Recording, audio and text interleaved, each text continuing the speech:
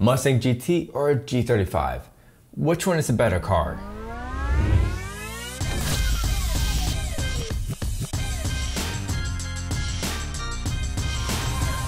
Well, I'm going to break down both cars and compare them to so you can make the judgment yourself.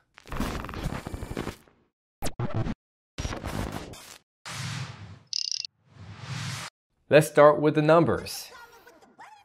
The new Edge Mustang from 1999 to 2004 has 260 horsepower and 302 foot-pounds of torque in its 2-valve 4.6 liter V8 motor.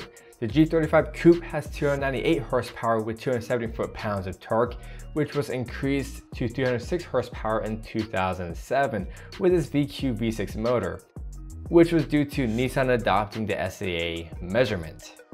The Mustang 0-60 is 5.4 seconds, while the G35 Coupe has a 5.6 second 0-60.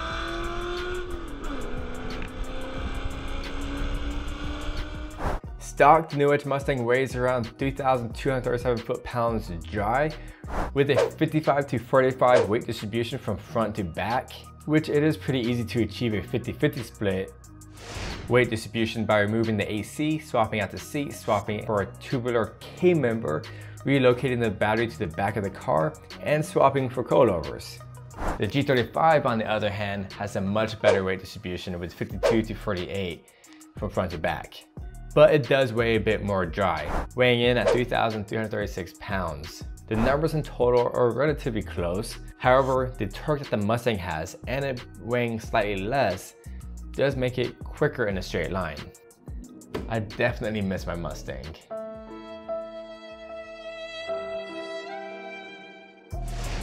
Performance.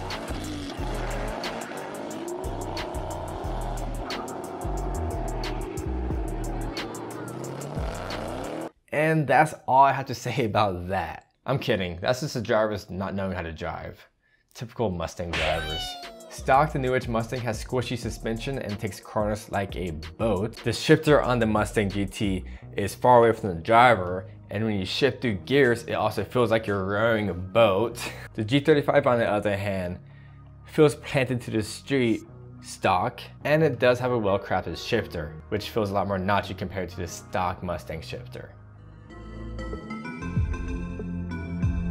I have just mentioned the few issues that the Mustang has, but you can cheaply fix those issues with a Pro 5.0 short shifter, which I installed in my old Mustang, and it really made the car feel so much better just having that short throw shifter, because I was able to engage a clutch a lot more aggressively, and that's with the stock clutch. And as for the suspension, all I did, and I have a video on it, was install Steeda lowering springs that were already cut, and I bought them pretty cheap off eBay. But just those springs and new quad shocks transformed the way that the car felt around corners. It was so much more planted to the street. The corner that I could typically take 30 miles per hour, I could easily take 50. The Mustang has a solid rear axle compared to the independent suspension the G35 has. The solid rear axle isn't the best for motorsports, but you can get into drifting if you weld the rear end, because you want to spin both tires at the same time. You can swap in an independent rear end from a Cobra, but that is a bit pricey. But it's worth it depending on what your end goal is. But doing that will set up the Mustang for a lot more success while drifting. The G35 is notorious for being a drift king and slaying the track. It's almost like the G was built for it. Stock, the Mustang engine can handle around 500 horsepower with first induction before you should worry about grabbing a test skid bottom end to handle much more power. Besides adding a smaller underdrive pulley, a cam, or an aftermarket exhaust, it's not really easy adding power to the stock block without forced induction with a 2-valve motor. The G35 can increase more airflow by simply installing a plenum spacer, which will increase about 10 horsepower on the non-rev-up motor. With the rev-up motor, which was introduced in 2005, to release the plenum upgrade, you would have to also upgrade the exhaust and intake. The G35 can handle around 500 horsepower with forced induction as well, before you need to upgrade to forged internals. Regarding forced induction, with either of these builds, you can blow the motor at 300 horsepower, so make sure that you go to a proper tuner that knows what they're doing. I would like to argue that the Mustang is more comfortable. I've been in both, because the stock seats are very comfortable and you have a lot of room. and if you get one with a Mach sound system, which was the high-end sound system for the time. And I had it. It sounded pretty good, although it was very old. The hills are alive with the sound of music. All I did was swap out the head unit, which made it feel a lot more modern. So the Mustang seats do not hold you in. So if you're going around corners, you're gonna be sliding around that seat. It's almost like a not so comfy lazy boy. And I tried to drift the Mustang at the Clutch Kickers event, and it was very hard. My knee was like slammed against the door, so I don't slide all the way to the door when I go around corners. Now the G35 on the other hand has seats that kind of keep you in place much better compared to the Mustang. The interior is nicer, looks a lot more higher end, doesn't have the cheap looking plastics that the Mustang has. However, it does seem that the pieces within the G35 break more often than the Mustang GT. However, those plastic pieces get brittle over time, so if you try to remove them, they'll probably break. So they both have cheap plastics in the interior. The exhaust. Yeah, I missed my 2-valve. Did I say that already? Mustang G35 Mustang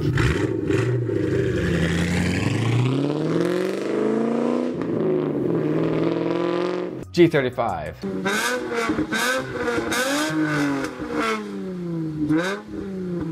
The 2-valve motor has a very unique yet distinguishable V8 sound, but the VQ V6 motor just simply sounds beautiful.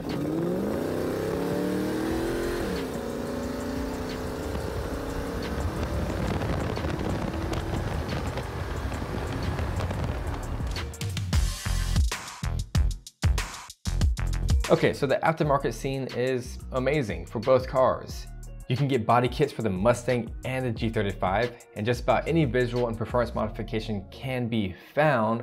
However, if you're into drifting, the angle mods and supporting mods aren't nearly as easy to find compared to the Drift King platform, but it's definitely possible. Overall, the G35 does have a much better aftermarket support. The Mustang has a kind of unique muscle car look to it, which I dig a lot. And the Infiniti G35 just simply looks like a JDM beast. I just watched Moo from Mighty Car Mods finger bang the air vents of the 2022 BRZ and get them stuck. It was pretty funny. Anyways, I did a poll on my channel basically asking what my subscribers like better, the Mustang GT or the Infiniti G35. After 330 votes, the new Edge Mustang GT won out by 53 to 47. I honestly didn't expect it to be so close.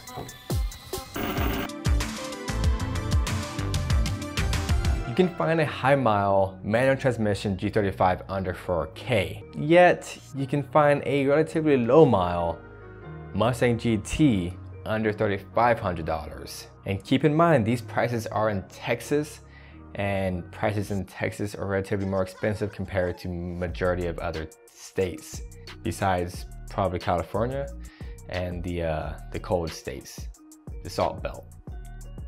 Now, if you have a Mustang GT, even the non-Edge Mustang GT or Infiniti G35, then keep watching.